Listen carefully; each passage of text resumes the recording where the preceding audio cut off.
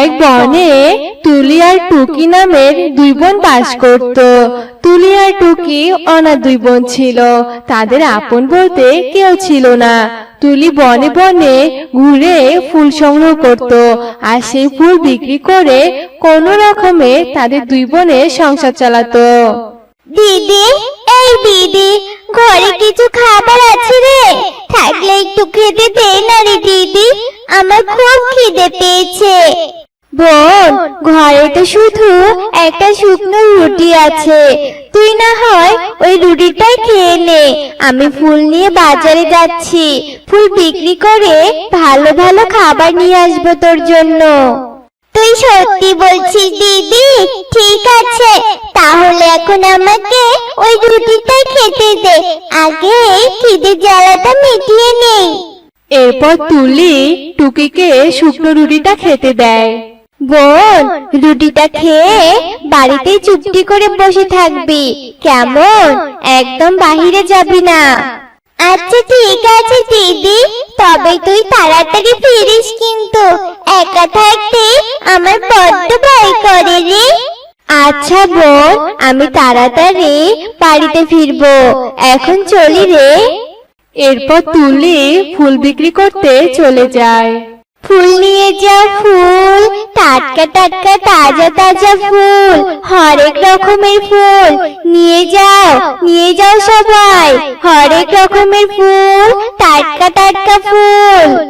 তুলি এইভাবে ফুল বিক্রি করার জন্য চিৎকার করতে থাকে, কিন্তু সেদিন কেউই আর ফুল নেয় নাই তার কাছে।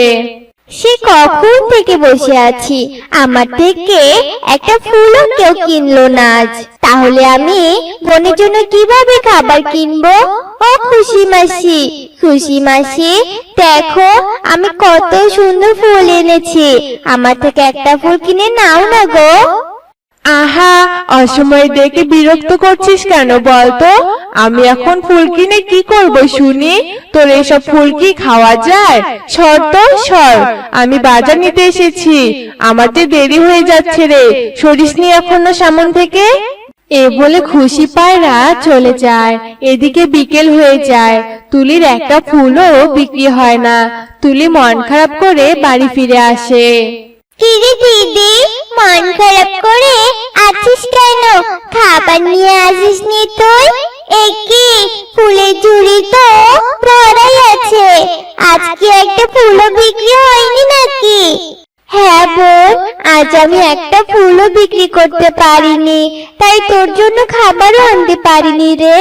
আসলে সব সময় তো আর ফুল বিক্রি হয় না, ফুলেরও তো একটা সিজন থাকে, আর এখন তো কোনো উৎসবও নেই, তাই পাখিরা ফুল কিনতে চায় না রে বোন।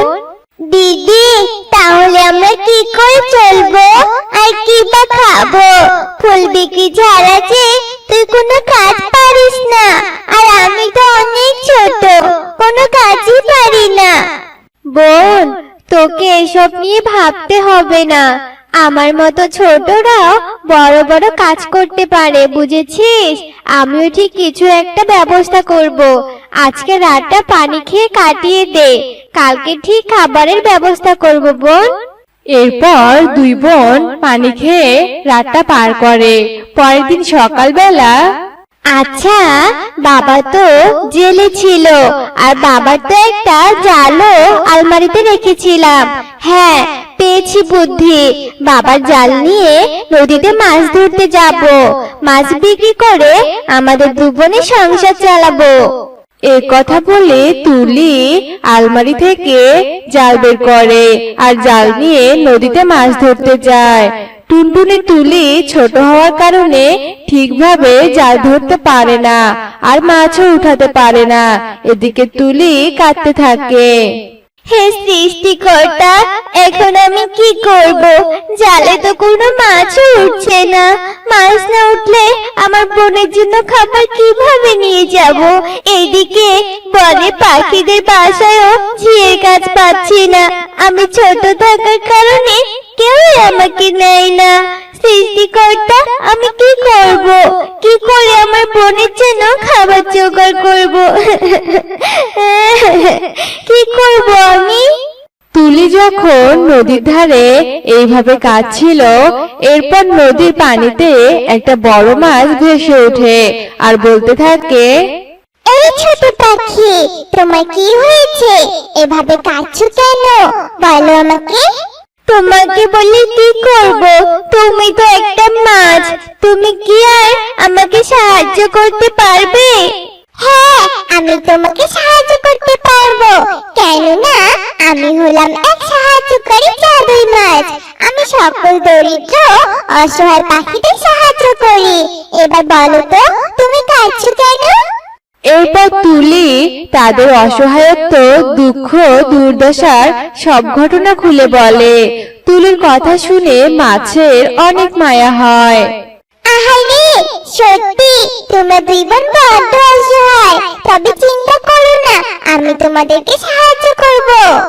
এরপর মাছ জাদু করে 3টা কলসি নিয়ে আসে আর সেটা তুলিকে দিয়ে বলে, ছোট পাখি, এই নাও 3টা কলসি, তোমাকে দিলাম আমি। এই লাল কলসিতে অনেক টাকা পয়সা আছে, হলুদ কলসিতে অনেক খাবার আছে, আর সর্বশেষ এই নীল কলসিতে একটা বিষাক্ত সাপ আছে। তোমরা এই লাল আর হলুদ কলসিতে অনেক ভালোভাবে দিন কাটাতে পারবে। আর যদি তোমাদের কখনো বিপদ হয়, তাহলে নীল কলসির বিষাক্ত সাপ তোমাদের বিপদ থেকে রক্ষা করবে। তোমাদের আর কোনো ভয় নেই পাখি। এই জাদুর কলসিগুলো নিয়ে তোমরা সুখে থাকো। তুমি সত্যি বলছো জাদুই মাছ? তুমি সত্যি অনেক ভালো গো, তোমাকে অনেক ধন্যবাদ। এরপর তুলি মাছকে বিদায় জানায়। তুলি খুশি মনে কলসি নিয়ে বাড়িতে ফিরে যায়। তারপর বাড়িতে গিয়ে ছোট বোন টুকিকে সব খুলে বলে। তুই কি বলছিস দিদি? এই 3 জাদুই কলসি তো তাহলে আমাদের ভাগ্যই বদলে দিবে রে। হ্যাঁ রে বোন, আমাদের আর কোনো অভাব থাকবে না, আমরা অনেক ভালো থাকবো রে। তুলি আর টুকি 3 কলসির সাহায্যে অনেক ভালোভাবে দিন কাটাতে থাকে। কিন্তু একদিন ওই 3 হাড়ির কথা ওই বনের কালু নামের চোর জানতে পারে। বাহ বাহ, ওই গরিব 2 বোন 3 কলসি গুপ্তধন পেয়েছে। তাই তো বলি, এত তাড়াতাড়ি গরিব থেকে ধনী হলো কি করে? তাহলে 3 কলসি ওদের ধনী হওয়ার রহস্য। না না, যে করেই হোক 3 কলসি গুপ্তধন আমার চাই চাই। এরপর কালু চোর একদিন রাতে সুযোগ বুঝে তুলিদের বাড়িতে আসে আর কলসিগুলো খুঁজতে থাকে। আরে, ওই তো খাটের তলার 3টি কলসি একদম জল করছে। তুলি টুকি, তোরা আরামে ঘুমা ঘুমা। এবার আমি এই 3টি কলসি চুরি করে ধনী হয়ে যাব।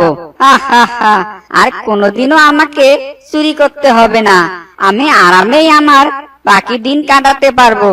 এই বলে কালু যেই না খাটের তলায় ঢুকে আর কলসিতে হাত দেয়, তখনই নীল কলসি থেকে সাপ বেরিয়ে আসে আর কালুকে ছোবল মারে। ছোবল মারতেই কালু কাক ছিটকে পড়ে যায়। ওরে বাবা রে, মরে গেলাম রে, মরে গেলাম। তুলি টুকি, আমাকে বাঁচা, আমাকে বাঁচা, সাপে কেটেছে, আমি মরে গেলাম, বাঁচাও কেউ আমায়। কালু চিৎকার করতে করতে কালুর মুখ থেকে রক্ত বের হতে থাকে আর কালু ওখানেই মারা যায়। এইদিকে 2 বোন সকালে ঘুম থেকে উঠে কালুর মৃতদেহ দেখে বলে, আরে, এটা তো কালু চোর। নিশ্চয় চোর আমাদের কলসি চুরি করতে আসছিল। বেশ হয়েছে, তোকে সাপে কেটেছে। ভাগ্যিস মাছ 3 কলসির মধ্যে 1 কলসি আমাদের রক্ষা করার জন্য দিয়েছিল, তাই তো বেঁচে গেলাম আমরা। তারপর 2 বোন 3 কলসি নিয়ে সুখে দিন কাটাতে থাকে আর বিপদে পড়লে নীল কলসির সাপ ওদেরকে রক্ষা করত।